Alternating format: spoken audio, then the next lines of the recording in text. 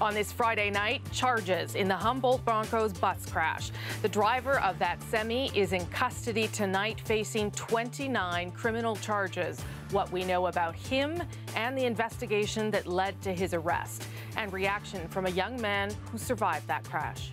We're also following the developing situation in Thailand, where time and oxygen may be running out for those teens stuck in a cave.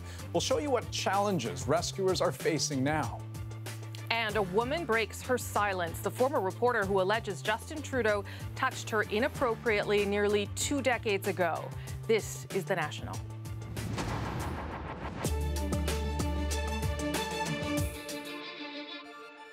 It is 3 months to the day since a semi-trailer truck collided with the Humboldt Broncos team bus on a Saskatchewan highway, killing 16 people, forever changing so many lives. And after all those weeks, the search for answers and for justice took a dramatic turn today. RCMP announced 29 criminal charges against the driver of the truck. 16 counts of dangerous operation of a motor vehicle causing death, and 13 counts of dangerous operation of a motor vehicle causing bodily harm are serious criminal code charges. The more serious charges carry a maximum sentence of 14 years. Those related to injuries, a maximum of 10. The accused, a 29-year-old Jaskirat Singh Sidhu of Calgary. The charges come after extensive work by a core team of investigators, 20 of them, supported by 100 others at various points. They conducted more than 60 interviews. They took upwards of 6,000 photos, and they staged a reenactment of the collision. This morning, before the announcement, police broke the news to the families of victims and to survivors. Olivia Stefanovic begins our coverage with their reaction. Can't really change what's happened in the past, so yeah, whatever happened for a reason. Ryan Strashnitsky lost almost half of his teammates in the Humboldt Broncos crash. He was paralyzed from the chest down. Still, he doesn't blame the semi-driver who was charged today. His intention wasn't to go out and hurt us that day, but, mistake obviously is going to change his life and change all of our lives. His mother, though, is looking for more answers, even ways to make Canada's highways safer. I'm glad that things are happening. I don't know what the end result's going to be, but it's a start, in my opinion. A step closer to finding out what may have caused the collision that led to the deaths of 16 people and injuries for 13 others. The driver, Jaskirat Singh Sidhu, was arrested by the RCMP at his home this morning and charged with 29 criminal offences, one for each person who was on the Humboldt Broncos bus. I know it's been difficult for many to await the outcome of this police investigation. The time it took to do this work, this important work, was necessary. Sidhu was previously detained by the RCMP and let go. He came to Canada from India on a student visa a few years ago. According to his LinkedIn profile, he studied business administration in Calgary, recently married, and began working for Adeshdiol Trucking 1 month before the fatal collision. Logan Boulay was one of the players who died. His mother is thankful the case is proceeding. Our family is relieved and that this part of this journey is now done, and that the 29 charges have been, the 29 individual charges have been laid against this driver, and they are criminal charges. The RCMP isn't releasing more details at this time about what may have caused the crash and what exactly led investigators to charge Sidhu. He remains in custody and is expected to appear in a Saskatchewan court next week. Olivia joins us now from Regina. And Olivia, you actually spoke with the driver a few weeks ago before he was charged. What did he tell you at that time? That's right, Rosie. Well, I spoke to Jaskirat Singh Sidhu, who goes by Jassy, earlier this month by phone. The conversation was brief. He didn't want to talk about what happened, but he did tell me that he's receiving support from his family and attending counseling. The conversation quickly ended after that, and I connected with one of his family members afterwards. I spoke to his wife about 2 weeks ago. She was upset at the time, and this has all been very hard for the Sidhu family. She referred me to a lawyer, and we connected with that lawyer again today, Rosie, and he isn't providing a comment at this time. Okay, Olivia, thank you for your good reporting on this story. Appreciate it. We're going to get some more legal insight into this case in a moment, but first, it probably helps to lay out what we do know about the crash. The bus, as you may remember, was en route from Humboldt to Nipawin, traveling north on Highway 35 north of Tisdale. The speed limit there, 100 kilometers an hour. The bus then approached Highway 335, the intersection, which the truck was approaching from the east. The truck did have a stop sign. The bus did not. Visibility may have been an issue. We know a stand of trees partially obscured sightlines from the east and the south. The force of the collision sent both vehicles into the ditch at the northwest corner. Those are the facts. Now let's get some analysis. Tony Paisana is a defense lawyer, and he joins me now from Vancouver. Okay, let's go over some of the charges. 16 counts of something called dangerous operation of a motor vehicle causing death, and 13 counts of dangerous operation of a motor vehicle causing bodily injury. Give us a sense of what the threshold is for those kinds of charges. So dangerous driving causing death involves what we call a marked departure from the regular standard of driving. So as opposed to what you might see in a civil lawsuit or even a regulatory driving offense, what you have to get to in order to get to this criminal charge is quite a marked departure from what a normal person would be doing in those circumstances. And when you're considering a charge like this, you consider all of the circumstances, be it the driving conditions, speed, everything. Would lack of experience as a driver be part of that? It would be sort of some of the background analysis for sure, but just simply being an inexperienced driver is not going to get you to the threshold of this sort of criminal charge. There has to be something, if you want to prove this charge, that goes beyond just that sort of characteristic. You know, be it inattention, or not following the rules, speed. It can really be a number of things. It just kind of depends on the circumstances. So once they've established that there's a marked departure, as you say, from what would be sort of normal driving in these circumstances, how long then does it take for them to get to the point where they lay these charges? Because it seemed to me like it was a long investigation. What would you say? You know, interestingly enough, in cases like this is actually quite typical. In my experience, it's between 3 and 9 months where you see post-accident charges laid. And that's for a number of reasons. It can be because of accident reconstruction. It can be because you want to consult with experts. It can be that you're examining the evidence in detail. And in a crash of this magnitude, it's not surprising that it would take 3 months. And you mentioned magnitude. I don't have much time, but how does the magnitude of the loss, the number of people killed, play into the charges and potentially whatever happens next? You know, it's an incredible tragedy, and I don't think anyone is going to dispute that. I think it plays a role, obviously, if we get to the stage of sentencing, in terms of whether or not charges should be laid or whether or not a person should be convicted. You know, we coexist in a system where the result doesn't dictate what actually happened. They'll still have to prove the case. They'll have to prove that there was a marked departure. But certainly, in the event that there is a conviction, the number of deaths, the number of injuries, the tragedy will necessarily have to play a role in the case. Tony Paisana, thank you. Thank you. A look at a few of the other stories we are working on tonight. The woman who almost 2 decades ago accused the Prime Minister of touching her inappropriately is breaking her silence. What she said today about the allegation. And as Donald Trump's trade war escalates, we'll talk to the Canadians bracing for his next move. First, though, the bad news just does not stop for rescue teams in Thailand and the soccer team trapped underground. They're desperately racing to save. There's a chance we'll pull the boys out today. No. Not today. Not today. It was a blunt response from the commander of the rescue effort. He says the boys are just not ready right now. Rescuers, they're still working towards a few different plans, but whatever they decide, it'll likely be a long, slow process, and one they say they'll need to test first before moving anybody. Another option, checking for a back door of sorts to the cave. Engineers are looking for any possible way in, but the limestone is fragile, prone to sudden collapse, and that slows everything down. And on top of all that, more rain is coming, and breathable air could be running out. Our Briar Stewart takes a closer look at just how tough a rescue mission like this will be.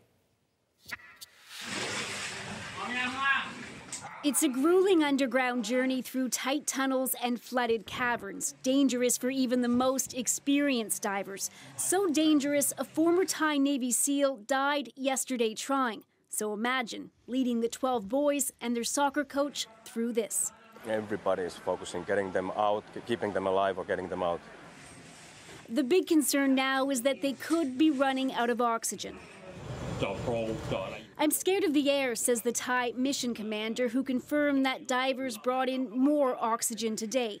And increasingly it looks as if the boys who don't swim, let alone dive, will be let out through the flooded passages. So this is something that a lot of cave divers would actually utilize, especially if they are trying to go through restricted passages.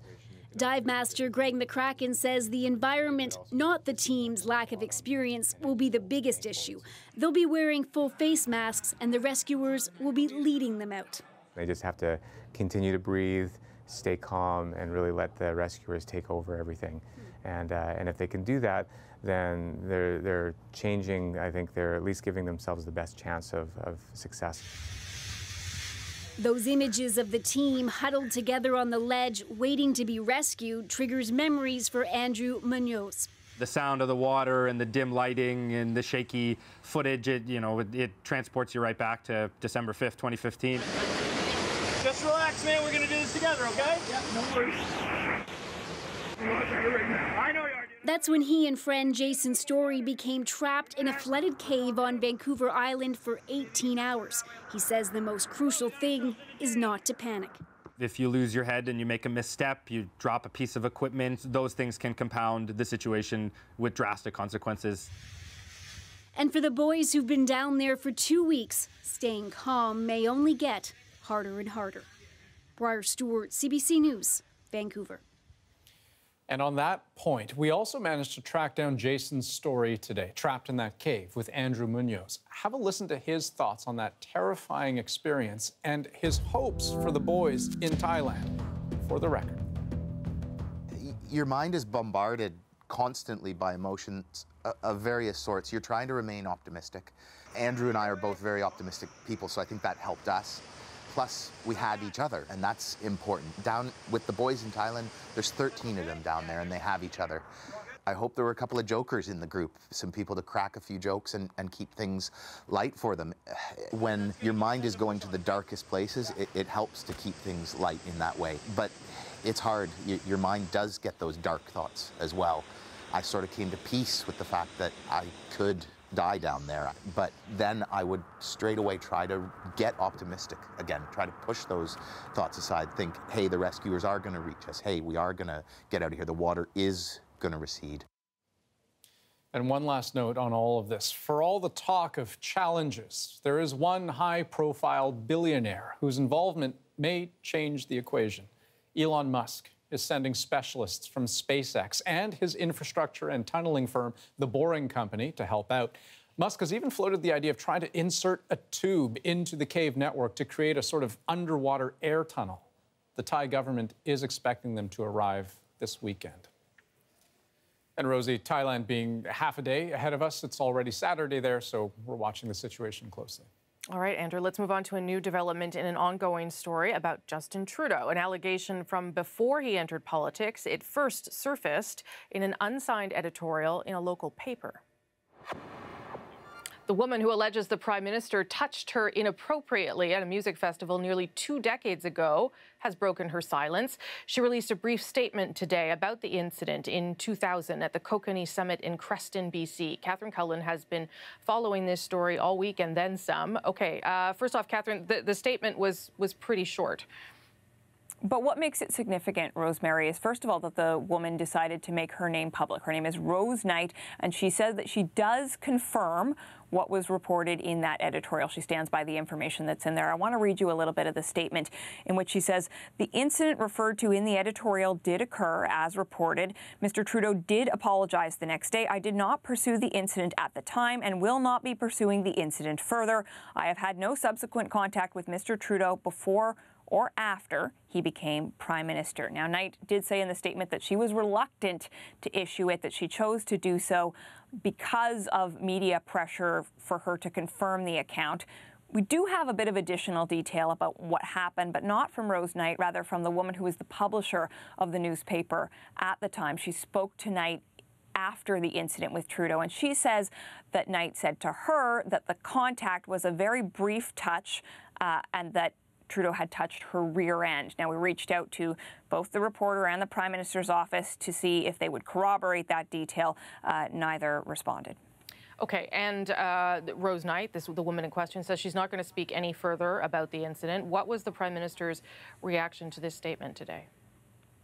Well, he has been being asked about this a lot today. Did numerous interviews, and it seemed to come up in every one, news conference as well. He is essentially standing by what he said yesterday, that he does not believe that he acted inappropriately, but that he appreciates that the woman's view of what happened might be different. He was asked specifically for his reaction to the statement. Let's listen to what he had to say. I would never presume to speak for her or to have a perspective on how she should feel or should act on this. I respect very much her right and her ability to make choices about what is best for her and her family, and I obviously will continue to stand as a defender of understanding and respect for individuals and the experiences they go through. He was also asked today what precisely it was that he apologized for 18 years ago. He told CBC Radio's Metro Morning that if he apologized, it was because he believed he had made the woman uncomfortable and he did not want her to feel uncomfortable. Okay. Catherine Cullen tracking this story again for us tonight. Thank you. You're welcome. A number of other developing stories we're keeping an eye on tonight, including the latest on the toll of this week's heat wave in Quebec and Ontario. Quebec's health ministry revealed today that the number of deaths blamed on the heat has jumped to 54. More than half were in Montreal, and many of those who died were over the age of 65. Temperatures did finally drop some today, but Quebec's health ministry has warned the danger is not over yet. Extreme heat can affect the human body for up to 48 hours, even after temperatures go back to normal. I just spoke with the anthropologist just now, who confirms that there were remains. We continue digging in the same general area, but we've got a long ways to go yet. And the lead detective in the Bruce MacArthur case, confirming that after a second day of searching, they've found more human remains near a Toronto property. MacArthur faces first-degree murder charges in the deaths of 8 men, and tests are underway to determine if any of the new remains found belong to them.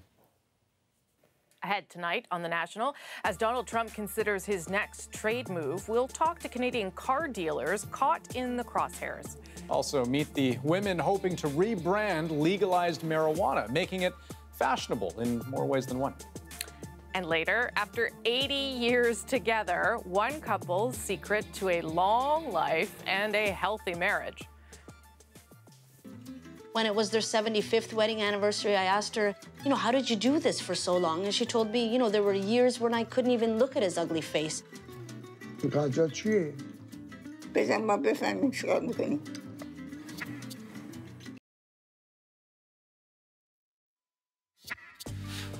Opening salvos from the U.S. and China in what promises to be a costly trade war.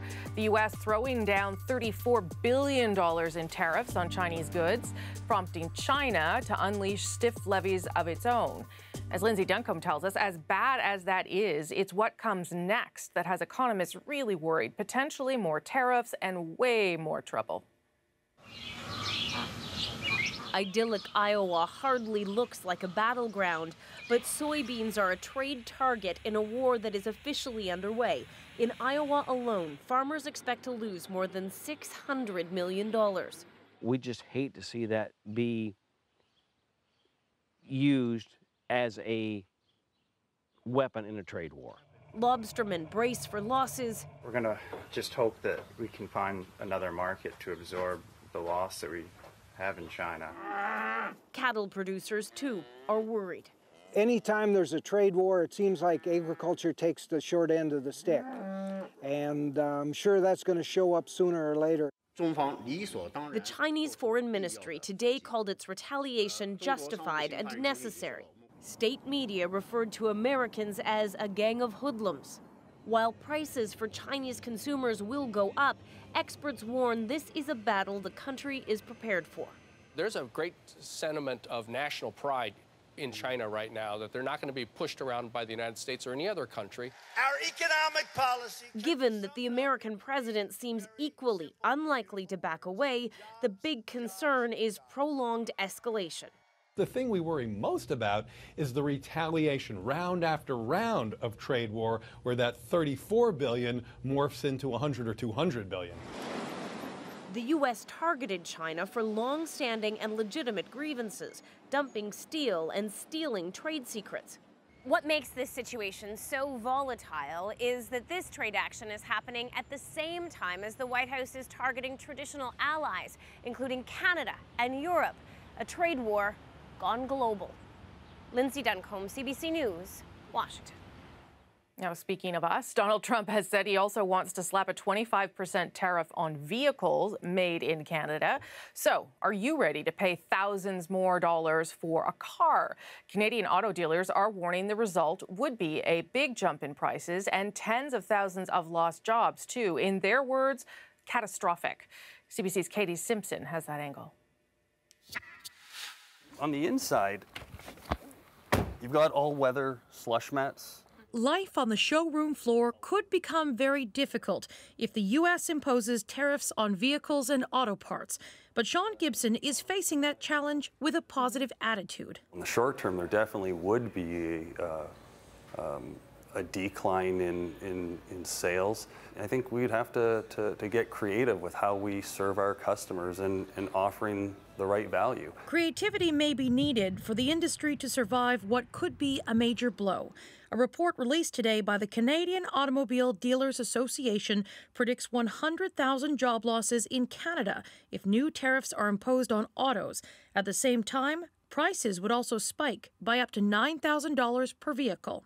The impact would be enormous on the manufacturing side, on the retailing side, and then all the way on down through the economy. The Trump administration will decide in the next few months whether it will impose a 25% tariff on imported vehicles as a way, it says, to protect American national security by beefing up its own auto industry.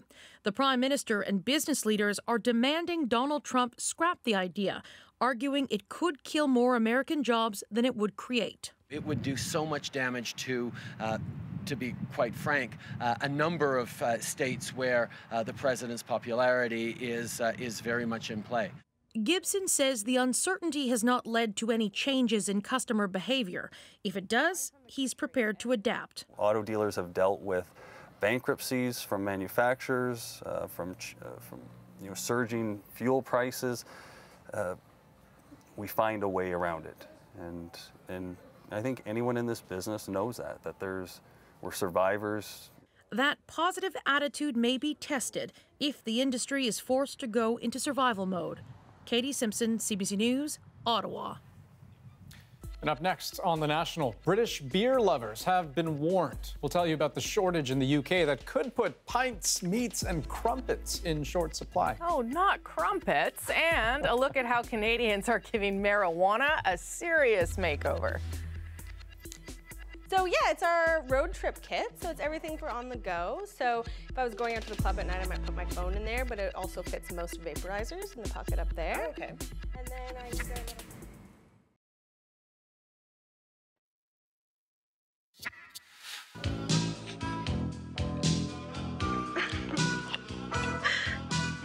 Chicks cannot hold their smoke. That's what it is. Got the Breakfast Club on The National. Opinions on pot have changed a lot since the Breakfast Club came out in 1985. And your average user, they're not just the stereotype of long-haired hippies and tie-dyed shirts.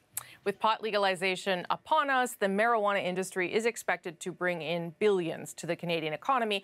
And with that, a growing number of women entrepreneurs are rushing to get on board. As Tashana Reed found, they're also bringing a message of female empowerment and a new take for your cannabis. The precision, the clean lines, and luxurious leather. This is the beginning of something beautiful. The finished product, a leather clutch. Not for your phone or makeup, but for cannabis. That's right, cannabis. So yeah, it's our road trip kit. So it's everything for on the go. So if I was going out to the club at night, I might put my phone in there, but it also fits most vaporizers in the pocket up there. Oh, okay. It's where fashion meets function. pockets for vaporizers and weed grinders. Emma Barron is the co-founder of Milkweed, a modern cannabis accessories brand. Barron got the idea after working with medicinal marijuana patients. Part of the inspiration for Milkweed for me was seeing 70, 80-year-olds, like your grandma, coming into the clinic, and the cannabis is working for them, but the only products they can find are covered in weed leaves. And this patient doesn't even want to use the cannabis. They're so ashamed of the accoutrements that go with it. Milkweed collaborates with Canadian designers, from potters to leather crafters, like here at Hyde in Toronto. Here we used essential oils that share the same terpenes as cannabis. So you're kind of blending in with the smell of cannabis and freshening it rather than trying to cover it up. Trying to mask it. So this one's lavender, orange, and frankincense. The retailer's strategy? To help erase the stigma around marijuana use, one elegant design or scent at a time. It's bringing it out of the closet, out from under the bed, and onto the coffee table and feeling good about it. Marijuana used to be an underground market, but today, pot is all about showing off. There's Instagram pages that look like high-fashion ads. Mainstream lifestyle magazines are tracking pot trends. Everything from printed rolling papers to gold packing tools and even diamond-encrusted vape pens. Make no mistake, women are putting their mark on cannabis couture. At the Ocana Biz Industry Conference in Toronto this summer, it's mostly men. But women are bursting onto the scene. We want to bring our energy and our design eye to this and see it in a very different way. I mean, that's a huge opportunity. April Pride is the founder of Vanderpop, a cannabis lifestyle brand for women launched in Seattle 2 years ago. Pride brought her experience not only as a designer, but as a mother to the table. I do think that design can change people's minds. And so creating a product that's beautiful and functional, keeping in mind that a woman perhaps is a mom, right? And so odor is a huge deal to her. Their $370 clutch features a 3-digit lock to keep pot out of kids' hands and ultraviolet stash jars made to keep smells contained. Now, a big part of her business is mentoring other women. I think it's incredibly exciting to think about this being the first billion-dollar industry that women really could be at the forefront of. Rachel Kollick is a marketer and founder of Eves of Eden. Her brand is 100% female-owned and operated. If I can make it look just like every other beautiful fashion blog you like as you're scrolling through your phone, then it starts to take cannabis out of that dark corner. A rebranding of marijuana is in full swing. Ask any marketer, and they'll say that's because the purchasing power lies with women. Women are starting to step to the forefront as it's becoming legal and a business opportunity, are really coming out of the closet and saying, yes, I have used cannabis, I do use cannabis, this is what it does for me, and I want to be a part of what's happening. Not only are women part of it, they're helping lead the way. Tashana Reed, CBC News, Toronto. And from one popular vice to another, British beer drinkers could be facing a crisis at the bar at the worst possible time. The World Cup and a nice cold pint tend to go hand in hand. But thanks to a severe CO2 shortage, English football fans might soon be out of luck. Our Thomas Daigle explains. In the business of brews, pressure matters. The kind that comes from a tank. We're going to start carbonating this in about 20 minutes. So this is the bubbles. This is what makes the beer nice and fizzy. Head brewer Jaga Wise is adding carbon dioxide used here at Wild Card Brewery in more ways than one. Even for cleaning those big vats. I know that we use it massively, and I think the whole food sector is, I wouldn't say in trouble, but certainly worried. Britain's CO2 shortage means thousands of liters of beer brewed here can't be bottled. Across town under the King and Queen pub, manager CJ Lewis is lucky enough to have gas to spare. He planned in advance, knowing these days his bar would be especially packed. If anything does happen, we know what we can do. I mean, things like cask beer, you'll end up selling more of that because you use less CO2 with that. It's high season for the fizzy suds. The sun is out and England is still in. The World Cup, that is. Now, the CO2 shortage isn't just causing problems for beer drinkers. The gas is also used for packaging some meats. It's also spelled trouble for that old British favorite, the crumpet. Britain's crumpet giant, Warburton's, cut production at 3 out of 4 plants because they too need carbon dioxide. Here we fill every packet with CO2. That helps us maintain the freshness and quality of our products over the shelf life. The reason for the shortage? Closures at several CO2 plants for maintenance. Some are getting back up and running, but it could be another couple weeks before supply is fully restored. At the brewery, they're finding solutions that require less CO2, like filling those kegs rather than bottles. Some taps may run dry, but no crisis will keep Brits from their beer. Thomas Dagler, CBC News, London. Now I'm hungry and thirsty. Next on The National, a portrait of a long-lasting marriage, 80 years to be exact, and their secrets to a long life. He is very regimented. He gets up at 7:30. He has to have fruit at 11 o'clock after breakfast because for him digestion is very important.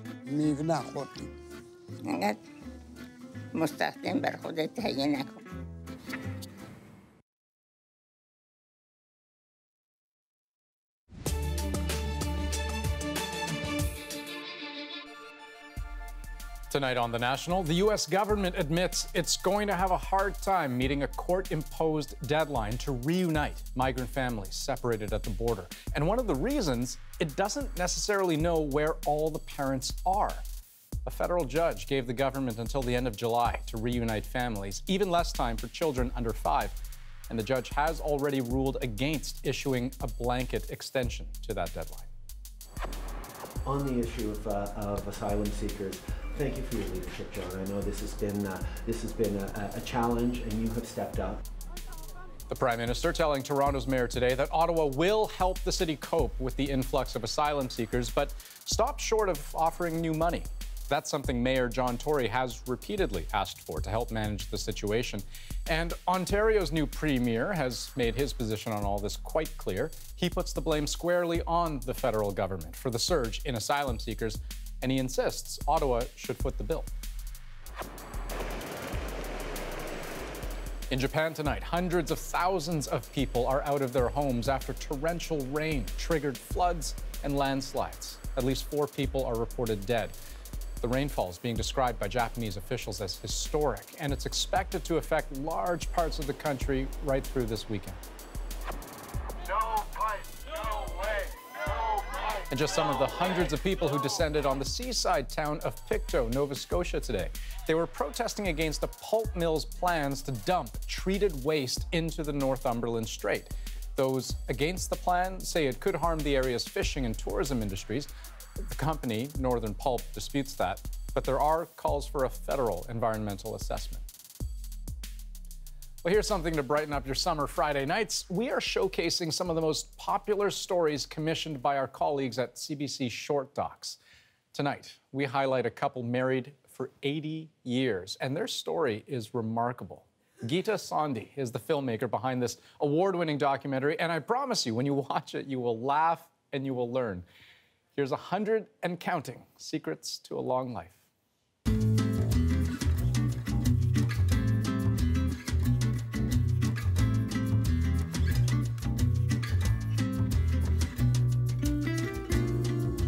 زیپتون وازه بابا. زیپتون وازه. خب بله. عیبی نداره. نه زیرش لباس دیگه.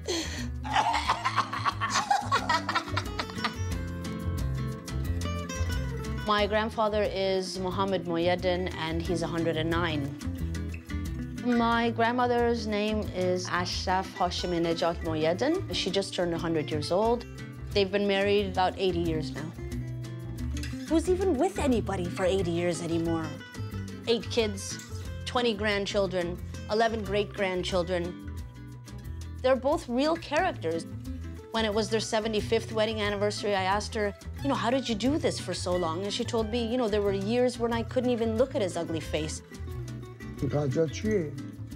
بزن ما بفهمیم چیکار میکنیم. این که خرجا نداره. مواد غذایی نداره. لا اله الا الله. They've been together 80 years. They must know something. اگر درآمد کافی داره زن بگیره ازدواج بکنه. نه درآمد. درآمد دلیل زندگی نیست. اخلاق دلیل زندگی. My grandmother, I really have a lot of respect for her. Tenacity and resolve to keep something together despite, you know, something inside you saying, ugh, he's so annoying.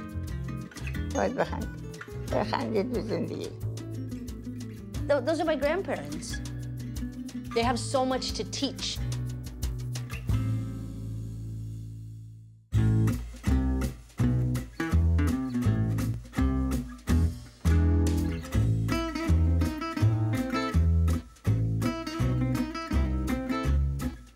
He was a general in the army, my grandfather, and so he would get us up at 6:30 in the morning and be like, and then we'd sit down at the exact same time and have breakfast, and he would tell us, chew your food.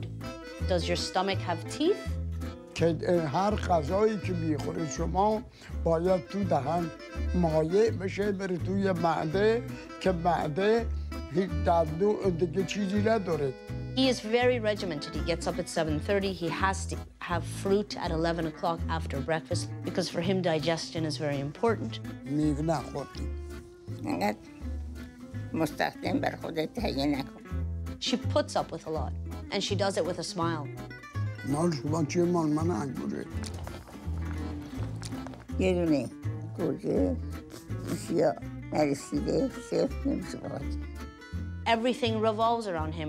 The day revolves around his time and his needs. In my teens, my politics, he was somebody that I could not even look at because he was homophobic, he was sexist, he was racist, and this was just... But I got to a place in my own thinking where I thought, what expectations do I have of this person who grew up in a time and place like Iran in 1906? And I feel unwittingly that I have become him in a lot of ways. Even though I like to think my politics are very lofty, what time? I find that I can be a bit of a hard ass. And I took that from him.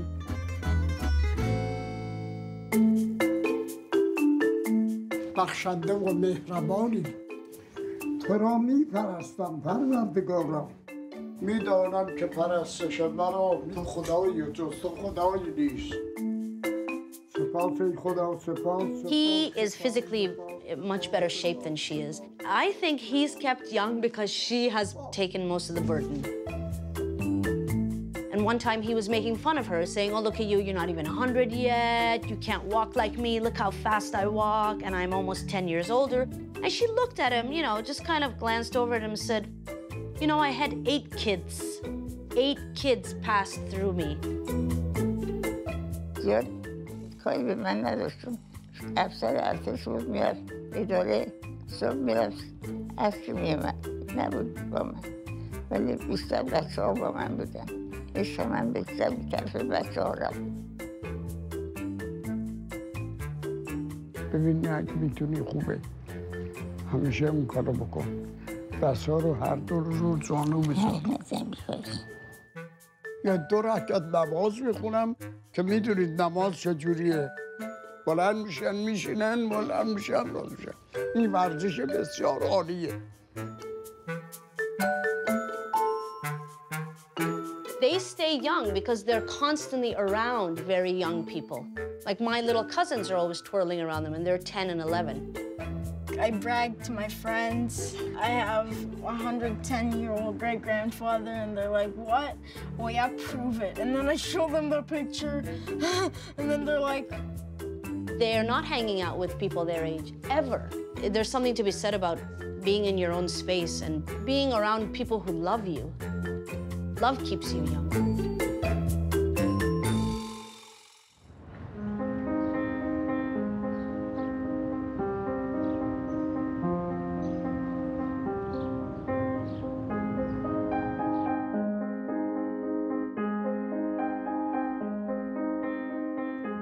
entire family is deathly afraid of losing my grandparents.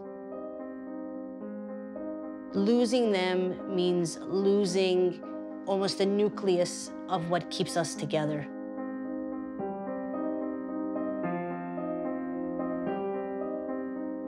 Grandma's fallen a couple times, and she's getting very weak. My uncle and father passed away, both within 3 months of each other, so I can't blame her for sort of wanting to give up. You're not supposed to bury your children. He used to walk very upright, and now it's sort of, you're seeing him diminishing physically, which is, it's difficult to see because although he is 109, we always see him as, you know, the general. با آب و هوای اونجا رشد کردیم تا سن 70-80 سالگی. حالا 30-40 ساله اومدیم اینجا. اینجا اغلب خانم همش مریضه. سعی هم داریم که زودتر بریم از اینجا. They do want to go back to Iran. There is always the hope that we are going to go back, that everything is going to pan out, that everything is going to be okay once again, and that we can all meet again, you know, where we came from. روز میان خونه ما خدا منو قبلا میرن دم در میزنن، خودش میاد دم درچه میکشن میگیرن سر ور میرن. تیم سارا رو میکشتن، منو خدا حفظ کرد. اون روز من به اتفاقی منزل پسر دامادم مهمان بودم با خانم. Although you know in your mind that, you know, they will be going, you almost want them to live forever because it also means that you might live forever. I don't know what will become of us once they're gone. We talk about what is keeping them going, and it really is love. Love is what is keeping them alive. So I feel like as long as we're giving them that, maybe they will live forever.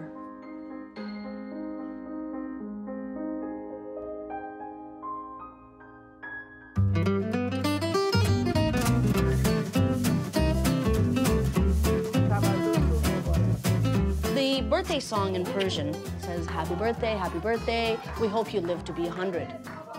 When they both turned 100, we thought to ourselves, you know, we're gonna have to maybe change the lyrics of this song. I mean, he's turning 110. I've become quite aware of how lucky I am. The amount of people that I meet that don't even know their grandparents, and mine are still around way past 100. I really wanted to document their lives and tell their story for who they are and what they've given to me and to all of us.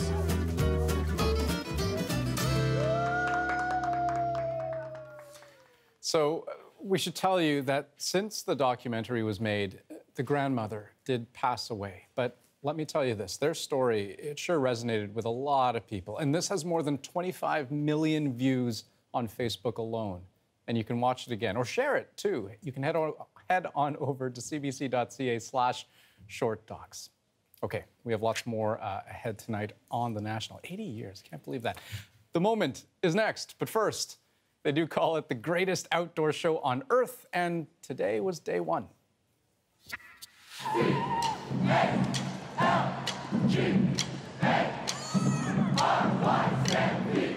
The Calgary Stampede officially kicked off this morning with its 106th annual parade. About 150,000 people lined the route through downtown, and they had a lot to take in.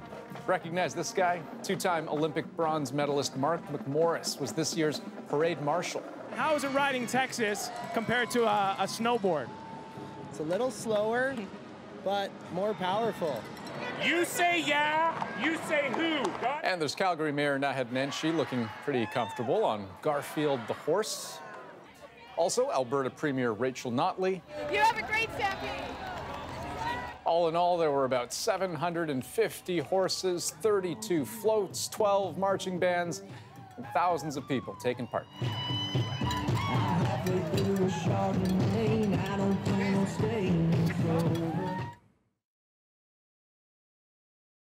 여보! What's Netflix and chill? Sex. How you know that? Everybody know that. I don't know that. You is old. Young people talk. I listen, I learn. And I told her.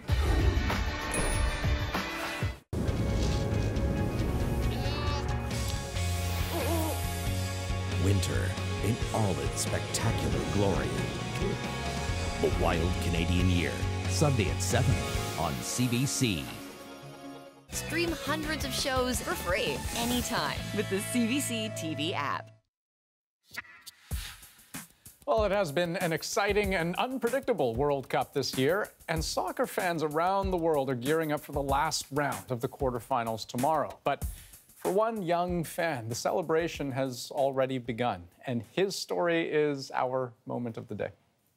Is that Ben Williams, our penalty taker? Whoop, whoop. Meet Ben Williams, a 5-year-old brain cancer patient from Birmingham in England, who also happens to be a big soccer fan. You can guess which team he's cheering for at the World Cup. So when he completed his radiotherapy treatment this week, staff at the hospital thought, what better way to celebrate? Lots of flags, lots of cheering, and a special surprise. Can you do it? Can you do it? What is that? That's the World Cup. His very own World Cup trophy, plus a certificate acknowledging how brave he had been. And the world's been cheering him on. The video posted on Twitter has since been viewed more than 1 million times.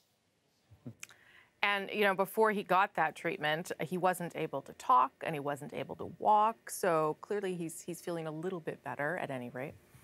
Yeah, and so now he has that World Cup, and I suppose all that's left is for his country to take home the real deal. Quarterfinals wraps tomorrow. England plays Sweden. That's tomorrow morning Canadian time. So, you know, folks can figure out what time that is. But, yeah, I guess that would just cap it all off for him. Huh? I think that would make him very happy indeed. That's the National for this July 6th. Happy Friday and good night. Good night.